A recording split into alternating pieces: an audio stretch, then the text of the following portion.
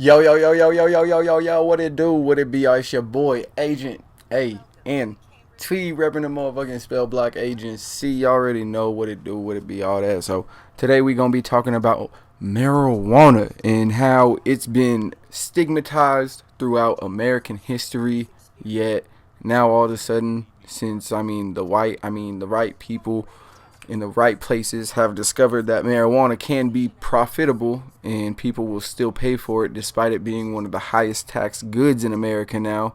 Now it's becoming more acceptable and has even been decriminalized on a federal level in America, which is one step closer towards the marijuana, going from a black market drug to just another corporate entity or, just another capitalistic entity in America, just another corporation, another field, if you will.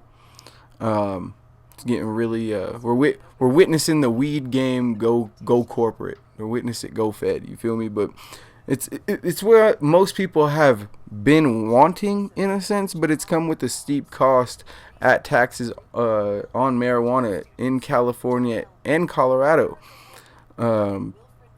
But taxes over there, and especially here, like it's above 25% at this point. We recently had a bill trying to push it higher, and it was voted against. But I'm sure they'll find a way to push it up again one way or another. It's gone from, like, I swear it was like 20% tax or 18% tax at first, and now it's like a whole 10% tax higher, not even 10 years into it, which is nuts. It's a flower. It's a plant. Like, what?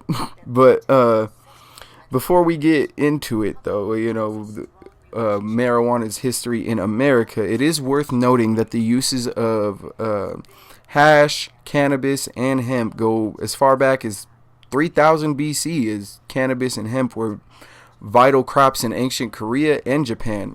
And even ancient Middle Eastern Sanskrit texts referred to reefer as ganja. Yes. The Middle Eastern people was getting stupid off the ganj, man. But another fun fact that I'm sure anyone that has played Assassin's Creed might know, but the Order of Assassins were real. It was a real thing, and but in their time they were called the Hashashins. And Marco Polo spread the rumor that the assassins were basically skilled Islamic mercenaries, but their leader, Hassani Sabah, was said to give his followers copious amounts of hash, and as they smoked it, he convinced them that the euphoria was only a fraction of the feeling of being a martyr for the Order of Assassins. Like, they was out here dabbing in the Middle East, fam. Go ahead, shout out to the Middle Eastern folk. But the first, for Ezio, Bow, motherfucking what's his name? Altair, Bow. Shout out to them. Y'all was the real dabbing Hashashins. You feel me? So anyway, the first assassins were stoners, and it's the Middle East, so they was stoners, stoning people. Like, that's a bar. Anyway, but let's get into Mary Jane's influence on the states. Now, hemp has been in America since the early 1600s, because early Jamestown colonists grew hemp to export to Britain for King James, similar to tobacco, even though tobacco was kind of outlawed. Pretty sure it was outlawed in Britain. Pretty sure, because it was outlawed in Britain, and in Spain they wouldn't sell to nobody else. They was real stingy with their stash of, backwoods and shit like that. But even George Washington grew hemp as one of his main crops at Mount Vernon, and cannabis was featured on the $10 bill in the early 1900s, as well as hemp being used for rope and fabric. So it's safe to say that hemp and cannabis were another set of crops that helped the early European settlers sustain their economy during the early colonization of America, and it even remained an important crop during the Revolution. So it's pretty safe to say that these crops were more than likely cultivated using slave labor, but cannabis and hemp were traded exclusively between the Americas and Britain. During the whole transatlantic triangle trade, it was mostly sugar and rum for, people and other shit like that. But Africa didn't get weed or hemp like that. So Around the early 1840s and 50s, marijuana started being used as a pharmaceutical around this time, and the pharmaceutical industry began to see its first regulations get implemented literally exactly probably around the same time, 1840s, 1850s. And then during the next 100 years, weed would pretty much be labeled as an addictive poison. It would be heavily sanctioned and criminalized, and then with the Pure Food and Drug Act of 1906 requiring pharmaceuticals to be accurately labeled with contents, and then it was updated again in 1938 to include food, drugs, and cosmetics, and it provided the framework and standards we see today. So, and also during this time, we seen the Food and Drug Administration get conceived as an agency by the government to enforce these new standards. With these new standards, marijuana would be legally obtained only through a doctor's prescription. So while the government is setting up the FDA and starting to regulate the food and drugs and everything in between that we consume as, as a consumerist and capitalistic country, the Marijuana Tax Act of 1937 is passed. Now, this is the famous tax act that's in Family Guy. They did a whole musical number on this. Supposedly, William Randolph Hearst began using the newspaper industry to spread misinformation about hemp, and basically Family Guy's explanation is that the Hearst smear campaign, basically because he was in the hemp industry, right? And or he was in the paper making industry, and hemp was a cheaper way to make paper. So if hemp was a cheaper way to make paper and Randolph Hearst is in the paper industry, wouldn't finding a cheaper way to make paper be more profitable? I'm just spitballing. So that, to me, and it's even unclear, if you look it up, there's not really any clear evidence that Randolph Hearst used his authority to smear or spread disinformation on cannabis that was any more so than the general population's beliefs at the time. You feel me? Like, there was a lot, it wasn't just weed, a lot of drugs were getting demonized and criminalized during this time. And there are claims that hemp there are claims that hemp was cheaper for making like fabric, right, too. And there's rumors and innuendo that Andrew Mellon and the DuPonts, two of the most richest families in America and even the world today and even at the time, they had a substantial interest in the nylon industry and wanted less competition in the garment field. But again, these claims are unsubstantiated. But one thing to note, and one thing of interest during all these rumors or whatever, is that while weed was being demonized, indica, cannabis, and sativa, hemp was also demonized. It was like criminalized and made to be like it was used just like weed, but actually it wasn't. THC is in marijuana, and that has a psychoactive substance, I guess you could say, in weed that gets you high. Cannabis doesn't have any of that. You just use cannabis for hemp, paper, rope. It has lotion. It has several uses for medical and other stuff like that. But somehow, like I said, hemp got lumped in with cannabis, sativa, and indica.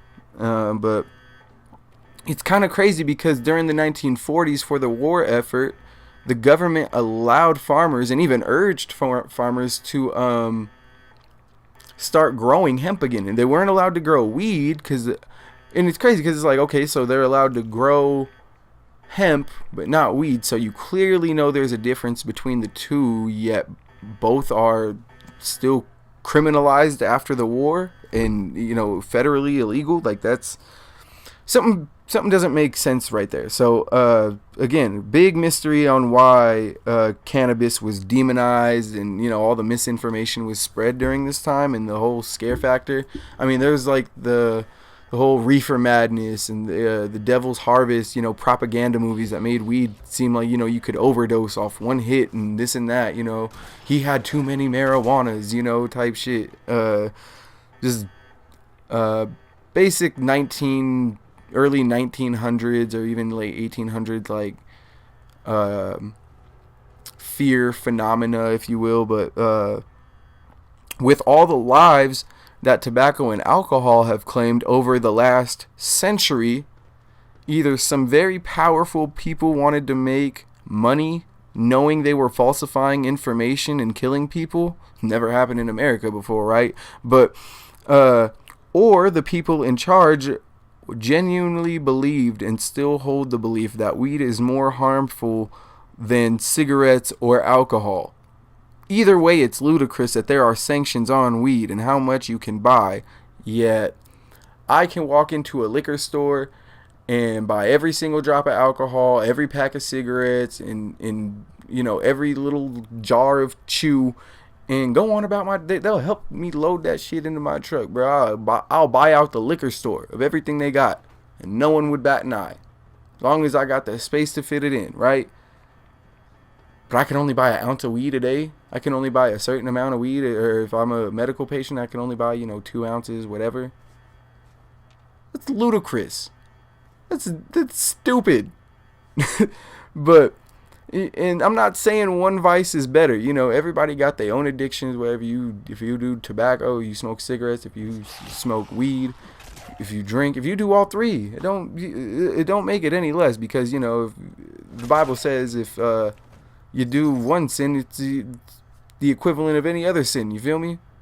But I mean, scientifically speaking, one is clearly better than the other two, health-wise, if you will. But yet the prison system has a disproportionate number of minorities locked up for petty weed crimes, and the legal marijuana today, or the legal marijuana industry today, is disproportionately white.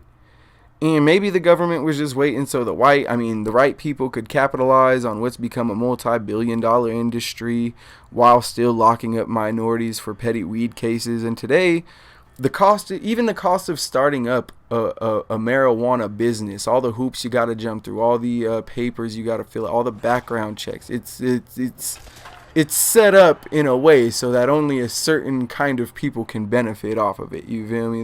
Like I said, it's disproportionately white, and it's not something that's talked about a lot, but it's something that should be brought more into it, because you can't just criminalize. For years it was criminalized, and only rappers and only a certain group of people do this. But now, since another certain group of people are making money, now it's acceptable. Like I worked in the industry. I had people come in from Texas, where you're going to jail for having a seed, for having a little marijuana. You might have some parsley flakes that they think is some tree, and you going to jail. They gonna put it in a lab. They gonna try and smoke it. And so yeah, maybe the government was just waiting for the right people to capitalize on what's become a multi-billion-dollar industry while still locking up minorities for petty weed cases. And even today, the cost of starting up a marijuana business is absurd, with all the hoops you got to jump through. And not to mention the fact that up until recently, the government had it federally criminalized, right, but was still collecting taxes on it. So how does that work? How is it federally criminalized and you still collecting tax? I'm gonna say this last. It's crazy how some are so comfortable with the government taking away rights and then selling them back. Tell them, fuck that. Is this a free country or a half-finished game that needs a DLC pack? Because I'm done paying for rights and getting taxed on shit that we, the people, should already fucking have, fam. But yeah. Bars. You feel me? Agent Ant. But, hope y'all enjoyed the video on this. I think this is part 3, I believe. If not, part 4. I don't know. But we still in season 1, finishing this up. and I got more hot content dropping soon and all that. I think this is the part in the this is the part where I was looking up like what chemical reactions I needed to do to place them in the right order, because I was not trying to spend, you know, a whole day right here. So I kind of just yeah, just kind of speed this up a little bit. Hit him with the little super fast mode real quick, you know. Sorry, I'm taking my time and shit, but yeah, that's, if y'all enjoyed the video, I got more hot content like this dropping soon. I think I got like maybe 2 or 3 more episodes left of this, and then I'll move back into my Kingpins and Capos, finish out the season 1 on that. Then it's on to maybe hip hop history. I also got just random you know, a little new series I've been working on dropping soon. Maybe talking about more up to date things that I'll probably be doing on here, more written out content. If you guys want to see live content and just my live reactions to things, that's what I do Twitch for. Follow me on Twitch, ANTTHA_elevated_gamer. I'm on Twitter, ANT_303. Y'all already watching me on YouTube. Go ahead and hit that sub. Ring the damn bell, because I got more, like I said, hot content dropping soon. So stay tuned. You know, big shit popping, hot content dropping, little things stopping, all that shit. Been dropping bars and knowledge. You know, I think I'm trying to find my niche a little bit. You know, I ain't, you know, just trying to be me, trying to be cool. And yeah, hope y'all have a good day, a good week. Sunday where I'm at right now recording this. I might drop this today or even Monday. Probably more than likely today, but yeah, hope y'all have a blessed Sunday. You know, good week. Let's go knock out this next week. I get paid for my new job this week, so that's why I haven't been, you know, streaming as much. I've been trying to get into this new little this new schedule. I know I was uploading content all hours or whatever, but now I actually got a job with a stable schedule. So now my schedule for this should be pretty stable, and I'll let y'all know. If you follow me on Twitter, y'all will get all the updates on my schedule.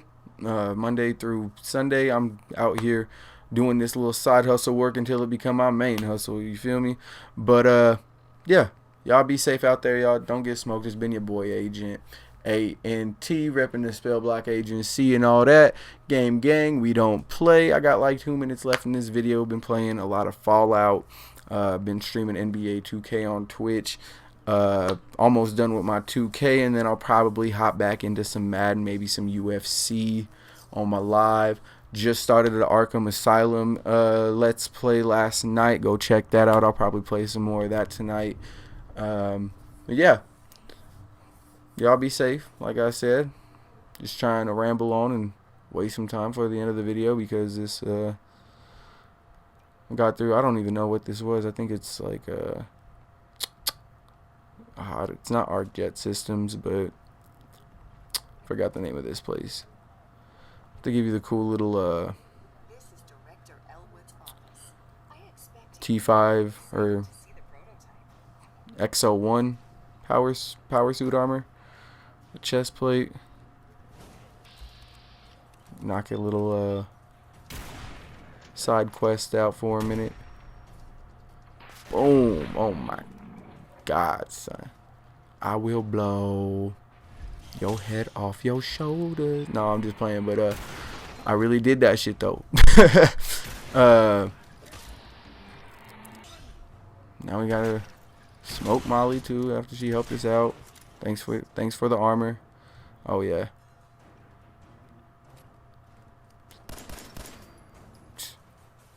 Goofy. But I'm out, y'all. Peace.